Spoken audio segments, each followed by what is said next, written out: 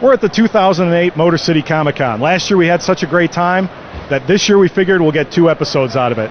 We've tracked down an old favorite, Lou Ferrigno, met a new great guy, Eric Estrada, tracked down the Ghoul again, and this interview is better than last year's interview. But don't worry, we also got the best in comic book guests and other actors. It was just a fantastic time. We met artists, authors, writers, actors, just an absolute wonderful time. Motor City Comic-Con is held annually here in Novi, Michigan, so we recommend that you go on the internet or visit our website and learn more about the con, because it's just a great event every year. Right now, I'm just going to ask you to stay tuned for Cult Pop. AmeriCorps Hero. I'm an AmeriCorps member now. My service gear. I look sharp. I want to help people. I want to make a difference. I want to get things done. You can be a hero too. Join AmeriCorps.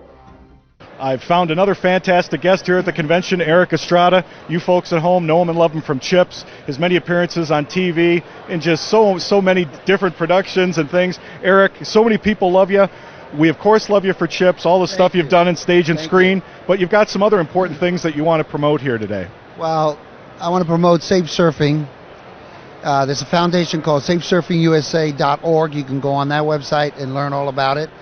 I became, since the police reality show, I went to Virginia and became a deputy sheriff in Bedford County, Lynchburg, and then became an investigator with Internet Crimes Against Children Task Force. It's my badge. I'm a task force officer.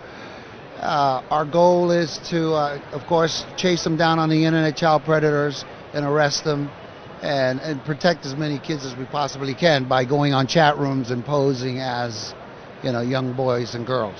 Well, that's fantastic, because there's no more lowlife than somebody that'll prey on kids, and somebody like you out there helping us get those folks off. You can't build enough jails, and you can't arrest enough of them. So what's the next best thing? Education. So my boss, Sheriff Mike Brown, formed a Safe Surfing Foundation in which we will come to your school, if asked, for your community leaders or your superintendents, parents, and we will give a seminar presentation on what is actually going on, and then we will train the school teachers, teachers to implement the NetSmart system of internet safety education, which is age appropriate, interactive, because the only way we're going to protect the children of America is start educating them. We're teaching them how to get on the internet. Why not teach them how to protect themselves, how to be savvy, how not to, don't give out personal information when you're in one of the 40,000 plus chat rooms, because child predators are very savvy, and they watch and they listen and they watch, and then they get in there and they get real friendly on young people, and young people are so impressionable that they get emotional reliance with them, and they send gifts, and next thing you know, the child gets had by a child predator and loses their innocence, and there's nothing worse than a child losing their innocence as a child.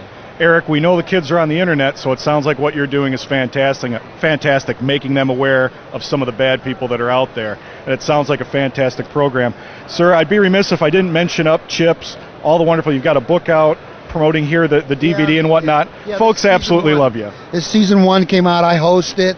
Now season 2 comes out June 2nd. I'm going to do a whole press thing on it. And I host all the DVDs each season. 3rd season, I want to take people through the academy, Oh, fantastic. Well, I was a huge fan, and the funny thing is about your show, it must be very rewarding for you, is that you have generation after generation of fans that see you in syndication, that see you on DVD, that see you in this stuff, and so fathers, sons, eventually, now you're not that, but down the road, you're going to have generation after generation of fans. You're an icon. Well, thank you for that, and I'm blessed, I guess. I mean, it's a good thing, and it's a good show. It was it was a good show for children to watch and not be afraid of authority and police and all that. And we never drew our guns. It was a different time in America, and I understand. Well, today it's really visually sensationalistic, and that's just the way it is. That's a sign of the times. But it was a terrific time. I love Ponch. I love doing the show. Well, Eric, Ponch is an icon. I said it, and that's not it. You are an icon. The show is iconic. It was absolutely beloved. Before we let you go, do you have a website or anything you want to promote? Can people find out more about you and your... Well, yeah, they can go on my personal website, www.ericestrada.com, and they can link into the updates, and that'll take them to safesurfingusa.org. Excellent. And they can find out about this. if your school leaders or your school teachers or parents lobby your school, and we will come to your school, we will train them, we will give you the software free. There's no cost to anyone. So it's a win-win for everybody. No cost, and you have people who are doing the job also doing the training. Thank you. Eric, thank you so much. Fantastic to have you on. And here's just another one of the guys I love. And not only do you still see him on TV, but out there in the community doing some really, really important work. Thank you, man. Thank you, Eric. Appreciate it. Thank you. Bye-bye.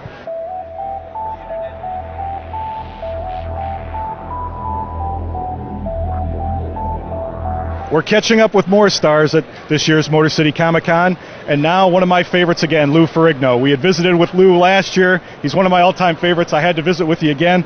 Lou, thanks for being on the show. I know you've got so much going on here, and you've got all kinds of fans come out to see you, but especially this year with the new Hulk movie coming out.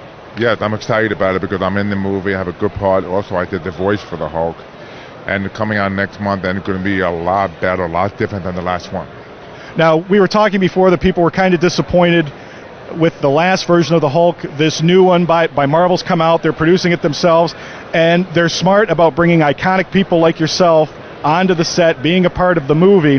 What are your thoughts about this new movie, and how much do you think fans will enjoy this more than the past one? Well, it's more like the TV series, and the Hulk is 9 feet tall, and it's more action, and it's more the concept like when you see in this series, because this time you get to identify with the Hulk better.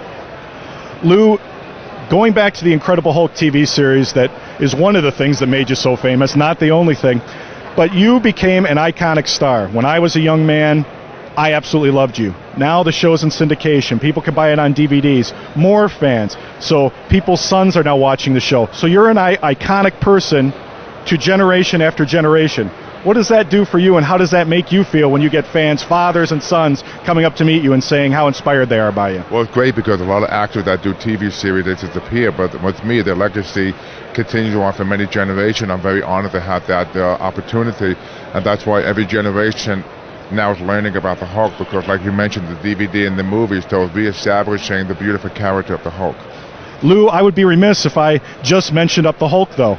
It seems every year I'll turn something on some random show, and you appear. You're still active all these years. You're on television all the time. I see on some kind of shows. Why don't you mention up some of the television programs you've been on the last couple of years? King of Queens for 7 years. I've done over 37 movies, and I'm filming an A-list DreamWorks movie right now. I can't say the name of the movie, but I'm very busy, and I'm happy to be in the full swing again. Lou, you obviously you continue to be in great shape. Before I let you go, absolutely fantastic. How big are those guns, Lou? I would say about 20 inches. My goodness. Mr. Ferrigno, it's an absolute pleasure to have you on. You too. Thanks, Paul. All right.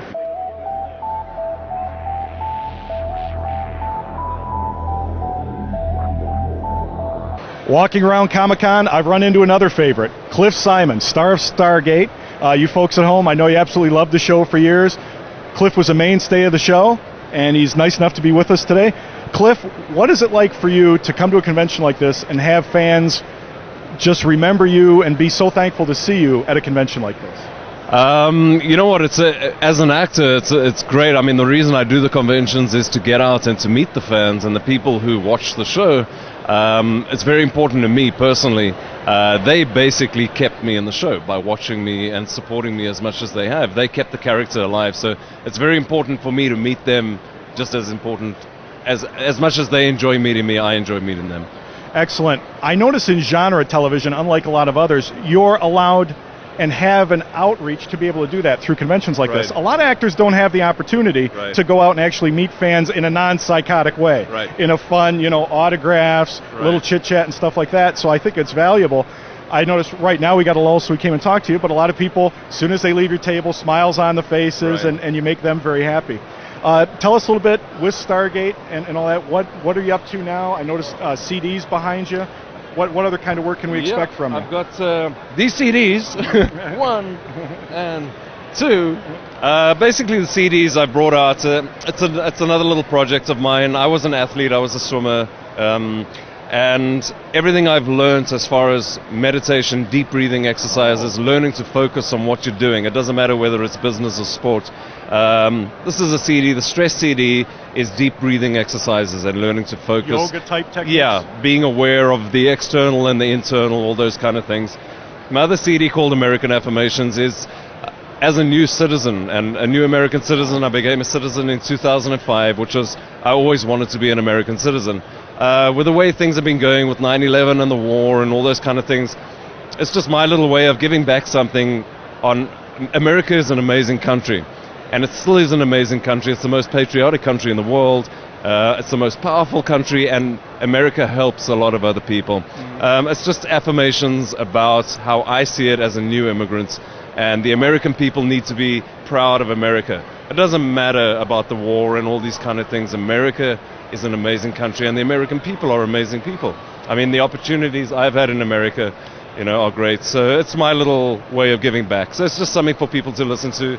And they're actually looking at distributing these to the armed forces. Oh, fantastic. Positive affirmations for the soldiers. Yeah, Well, which for me will be amazing. I think that's the right place for it. Now, Yep. Cliff, you have a website so folks Yeah. at home can keep track of what's going on in your life, Mhm. and your works and stuff. Why don't you tell the folks at home your website? If you just go to cliffsimon.com, very simple. There's links on my website to be able to order the CDs. Everything about me is on there. My biography, every appearance I'm doing is on there.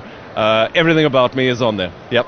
Well, Cliff, I thank you so much for taking the time today, and you're I wish you welcome. continued success. Thank you so much. Thanks, Thank guys. you.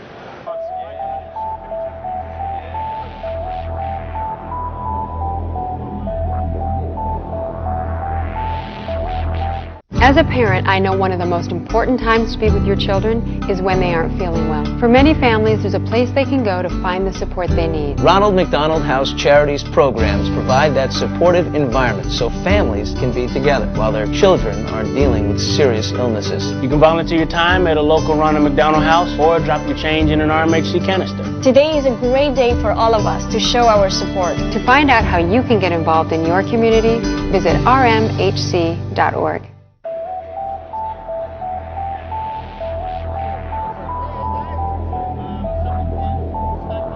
As you can see, we tracked down an old favorite, the Ghoul. He was on last year. He was such a fan favorite, we had to bring him back on. Ghoul, I absolutely love you. We loved what you did. We love what you're doing. What's up, buddy? Hey, boys and girls. Well, first off, let me just say, you're not worthy. You're not worthy. Now that we got that out of the way, I'll tell you, I'm being sick and psychotic. A lot of people asking, Ghoul, how do you look so good? How do you stay so sick? How do you stay so psychotic? Well, two answers to that question. First of all, looking good, just do those Cheese Whiz facials. That's right. You rub that Cheese Whiz all over your face and look at that face. Look, how do I stay so pretty? And that sounds like Little Richard, doesn't it? Woo! And how do I stay sick and psychotic? A lot of people eat kielbasa, right? Right. Nah, forget about eating it. You take a good Hillshire Farm, light it up. Oh, man, you smoke at least one kielbasa a day. It will take you to places Steppenwolf never imagined on his magic carpet ride. I'll tell you that for sure.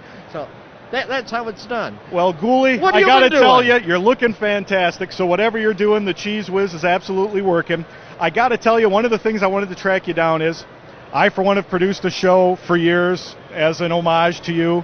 We've got other people in Michigan producing shows very similar to what you've done. How does that make you feel that people want to pay, in a way, tribute to you and all the fun you brought people for so many years? Oh, I think it's great. The more the better, because basically what we are involved with is a copyright with the Ghoul likeness and everything.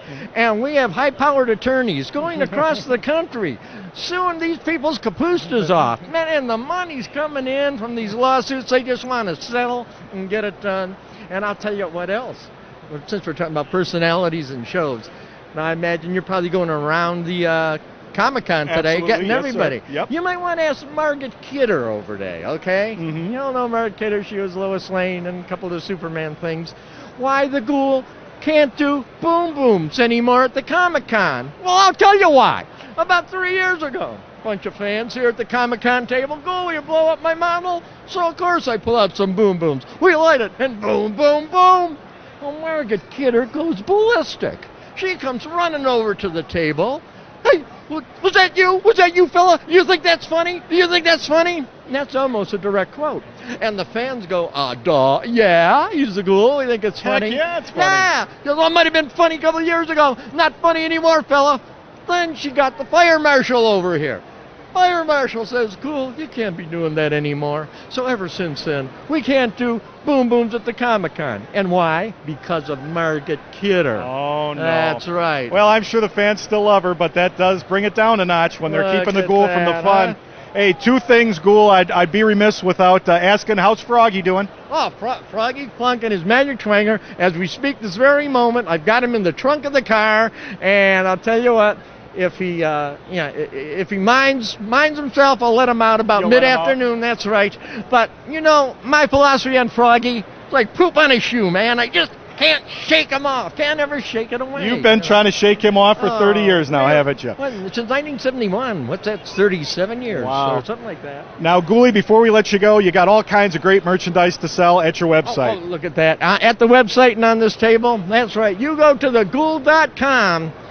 We've got all kinds of garbage with my likeness on it. You can max out your credit cards. And I just want to say, my pledge to you, the Ghoul Power fans that purchase the Ghoul Power merchandise, I've never promised you quality goods and never will. No, most of these shirts after the first washing, pardon? Oh, okay. Most after the first washing, the phony beard and mustache come right off. That's right. But you get to see the Ghoul unmasked. A lot of people criticize who had manufacturing these. Well, we do. We have small children, 8, 9 years old, in that in that third world country of Hamtramck. They're cranking this stuff out day after day. We pay them literally nothing, but it's for you, the Ghoul Power fan out there. And not to be outdone, if you want to see 2 new Ghoul shows per month now, you just go to theghoul.net. Theghoul.com, that's a free site. Theghoul.net, got to pay out some more money, but hey, it's worth it to see 2 crappy shows every month, brand new, never before seen, until we can get back on here in Detroit. Well, absolutely fantastic. Folks at home, you see why we have him on, the Midwest legend, the Ghoul. Oh, can I do one other thing? Sure. We lost Sir Graves, what, a couple months ago? Yes, so we did. my tribute to Sir Graves. Yeah! Sir Graves, we love you, sir.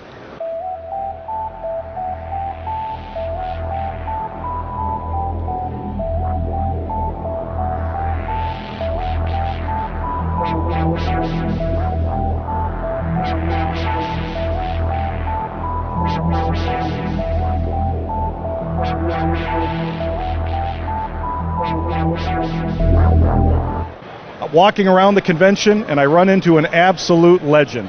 Walter Koenig, Star Trek fame. You've seen him on so many other shows and different things. We're lucky enough to have him on, and I'm just speechless. Just absolutely thrilled to have you on the show, sir. You're an absolute legend, and I guess the first thing I want to ask is, what is it like to be, I know you go to so many Star Trek conventions and different things, but is there a nice payoff to actually be able to, as an actor, meet the people that enjoy your work so much? Oh, absolutely. The payoff has been for 42 years. Fans have always been very enthusiastic and very supportive and loyal. It's really quite extraordinary to have this kind of a following over 4 decades. You know, it's very gratifying. I'm tickled that I've been involved with Star Trek and the opportunities that I had that succeeded Star Trek. You know, Babylon 5 and the other things that I've done. But it all started with Star Trek, so I'm enormously pleased that I was initially chosen and that I have been a part of it. Babylon 5, it's funny that I actually had friends that knew of you from that show, not necessarily genre fans, but big Babylon 5 fans, absolutely ignorant to your work on Star Trek. Yeah, well, that's good. It's good. It's good in terms of that they had a fresh perspective. They weren't anticipating anything. The reaction to Babylon 5 has always been very, very positive, and it's work I'm particularly proud of. I had a terrific time working on Babylon 5. All the people that were on the show, the cast, the crew, the staff, everybody was really, truly good people, and I have the fondest memories of that opportunity. Sir, I'd be remiss if I didn't ask about the new Star Trek and what your feelings are about, after your characters being so iconic, the characters you created, being now recreated and seeing your character played by another person and Captain Kirk and everybody. What are your feelings on that? Well, you know, I think of it in terms of that we leased those characters. We didn't own them.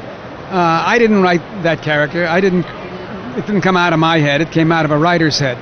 And certainly the prerogative is with the people who own the rights. So if they go forward and recast, that's absolutely fine with me. I mean, how many wonderful plays have been done over it with other actors playing those roles?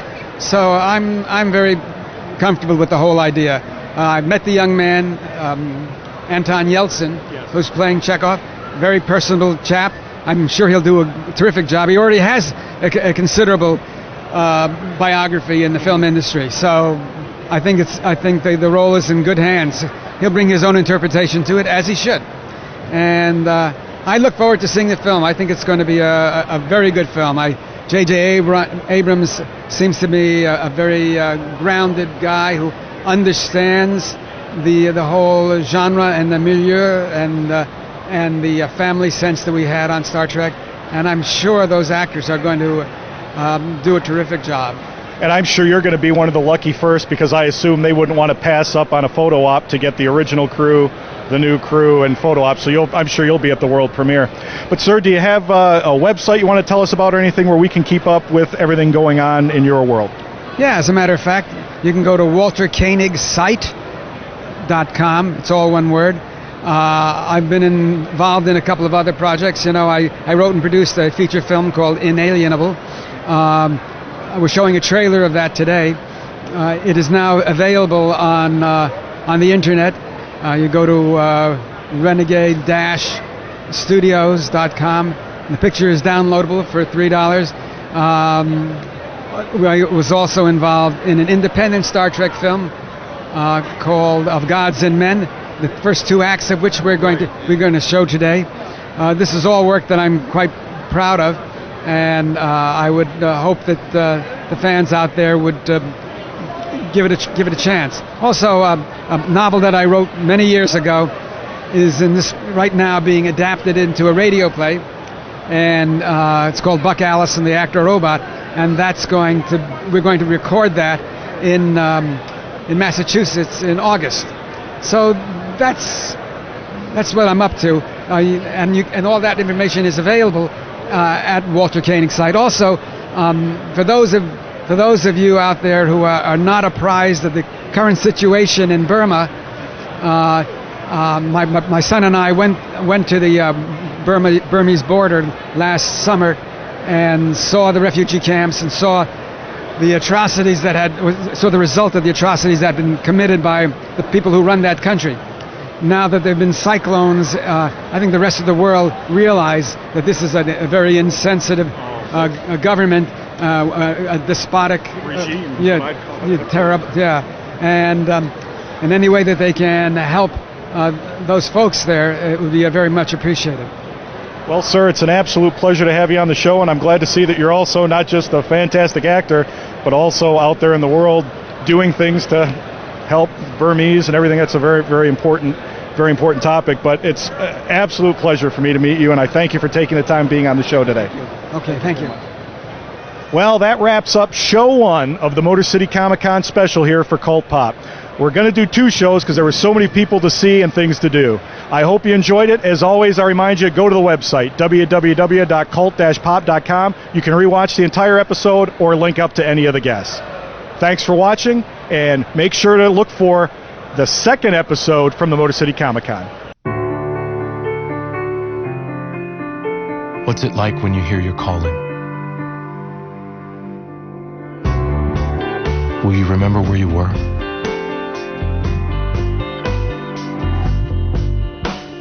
Will you ignore it? Or will you listen?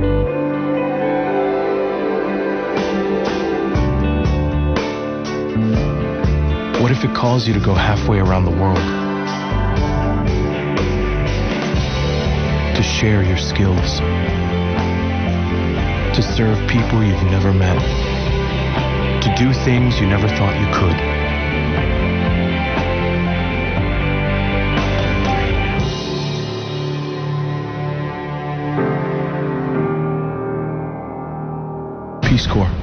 Life is calling.